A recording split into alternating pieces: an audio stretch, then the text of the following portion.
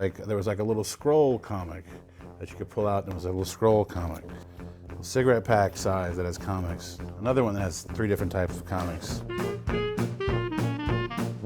Caesar Meadows is a comic book artist who lives in the Bayou St. John neighborhood of New Orleans.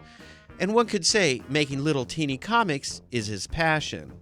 I wanted people to experience the same sense of joy I had reading comics. When they discover this thing and read the comics in here, they'd be so delighted by what they found in this thing that they'd just have this smile on their face while they're reading comics because they thought it was this really neat, unique thing.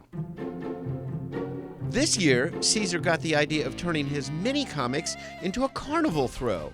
So he pitched the idea to the Krewe of Muses. I, actually made a little comic that actually wasn't the comic that was thrown for the parade. It was me talking to the actual crew captain, Stacy Rosenberg, to say, hey, I'm Caesar Meadows, I'm a local cartoonist. I'd like you to consider this little comic as possibly a throw. It'll be handmade. And then so they liked it. You'd open it up, and inside, like a little egg you're opening or something, there is a little comic, a little 24-page comic. This is the book Muses threw. You would open it up, and it tells you Carnivalia, the 10th Muse. And I actually had an amazing moment at the parade itself where I was just hoping I'd actually see them thrown from the floats. And the very first, like as it was coming up, there's one of the floats is a big bathtub with all these muses, all these wonderful ladies in it throwing stuff. And I saw the very first lady on my side, on Nutriground side, come down with a bag. And I said, oh, look, there's a bag full of them.